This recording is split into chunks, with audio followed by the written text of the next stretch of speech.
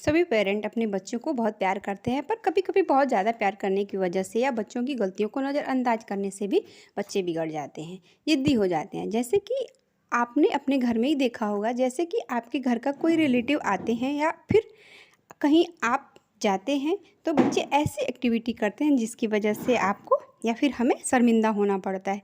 तो आपको टाइम रहते बच्चों पर ध्यान देना है कि बच्चे क्या सही कर रहे हैं, क्या नहीं कर रहे हैं, ताकि आप उनको समझा पाएँ। तो आज हम इस वीडियो में जानने वाले हैं कि आप अपने बच्चे को कैसे सुधार सकते हैं, उनकी ज़िद को कैसे कम कर सकते हैं। पहले ये जानते हैं कि आपका बच्चा बिगड़ कैसे रहा है। कुछ छोटी-छोटी चीज़ें हैं जिनको देखकर आप पता कर सकते हैं, जिनकी वजह से आपके बच्चे का बिहेवियर चेंज हो रहा है। बच्चा जब हर चीज़ में ज़िद करने लगता है, चाहे आप जितना भी समझाएं, समझने की कोशिश नहीं करता है, अपनी ज़िद को पूरा करने की पूरी कोशिश करता है।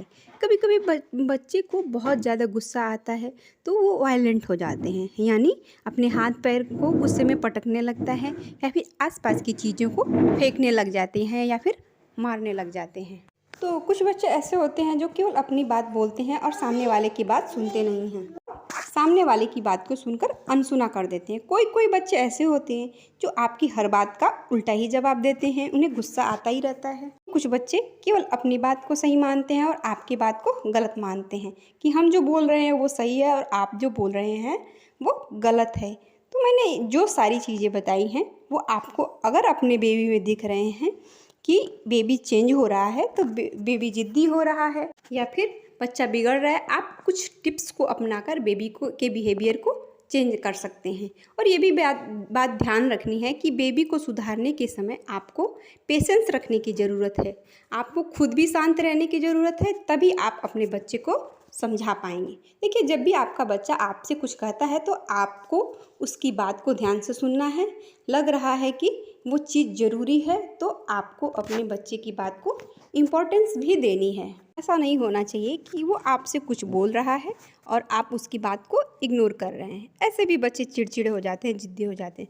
और साथ ही साथ आपको ये भी समझना है कि जब आप अपने समझाना है कि आप जब अपनी बात कह लेते हो तो आपको सामने वाले की बात को भी ध्यान से सुनना है। और अगला है फ्रेंड्स कि घर के माहौल का असर सबसे ज़्यादा पड़ता है आपके बच्चे के ऊपर। आपके घर का कैसा माहौल है, आप एक दूसरे से कैसे बातें करते हैं, आप अपने बच्चे से कैसे बातें करते हैं, इसका सीधा असर आपके बच्चे पर पड़ता है। मेरा मानना है कि घर का माहौल जो एक ये फैक्टर है, ये बहुत बड़ा रोल करता है। आप इस बात का ध्यान रखें कि आप एक दूसरे से कैसे बातें करते हैं, तो रिस्पेक्ट से बातें करें और अपने बच्चे से भी अच्छे से बात करें, क्योंकि बच्चे आप जो बातें करते हैं उसको एब्जॉर्ब करते हैं, जो कि आपको पता भी नहीं चलता और वो बातें उसके दिमाग में सेट होती रहती हैं। तो अगर जिस टाइम पर आपका बच्चा गुस्सा में है तो आपको उस समय शांत रहने की ज़रूरत है, क्योंकि जब बच्चा गुस्से में होता है तो आप भी गुस्सा करेंगे तो बच्चा और ज़्यादा चिड़चिड़ा हो जाएगा, ज़िद्दी हो जाएगा और करते करते बच्चे बिगड़ जाते हैं। ऐसी सिचुएशन में आपको बहुत आराम से हैंडल करना होता है ताकि आप अपने बच्चे को कंट्रोल कर सकें और अच्छे से समझा सकें। और फ्रेंड्स, एक और चीज़ है कि आपको बच्चे की एक्टिविटीज़ में ध्यान देना है कि वो किस चीज़ में इंटरेस्टेड है। यदि स्कूल जाता है तो उसका फ्रेंड सर्किल कैसा है, कैसे लोगों से बातें करता है, तो आपको इन चीज़ों पर ध्यान रखना चाहिए। आपको अपने बच्चे के साथ टाइम स्पेंड ज़रूर करना चाहिए। आपको उसके साथ खेलना है, घूम सकते हैं आप, खाना चाहे तो खा सकते हैं, तो उनको आपको अपना समय देना चाहिए ताकि वो आपसे कनेक्ट कर सके। तो बच्चा आपसे कई नई चीज़ें भी सीखता है, उसका बिहेवियर भी चेंज होगा और साथ ही साथ अपनी कुछ बातें उसके साथ शेयर कीजिए। आपको अपने बच्चे से कुछ बातें पूछना भी है उसके बारे में और उसके स्कूल के बारे में भी पूछ सकते हैं।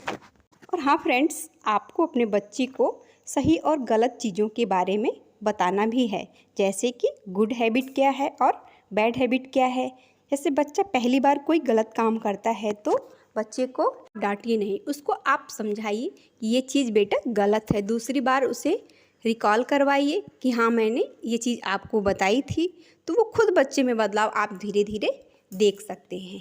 कई बार बच्चे किसी एक चीज़ को जिद को लेकर बैठ जाते हैं उसकी सारी जिद को पूरा ना करें, वरना बच्चा यही समझेगा कि मैं जब जिद करता हूँ तो मेरी सारी बात मानी जाती है। थोड़ी बहुत चीज़ों को आपको लगती हैं कि सही हैं, जो आप कर सकते हैं, या फिर इमोशनल ब्लैकमेल करता है या फिर रोने लगता है, तो उस टाइम पर उन चीज़ों को नहीं करिए। आप उनको समझाइए कि हम आपको ये चीज़ बाद में दे देंगे या फिर कर देंगे। बाद में आप अपने हिसाब से प्रॉब्लम को हैंडल कर सकते हैं। फ्रेंड्स, आज की हमारी ये वीडियो आपको कैसी लगी?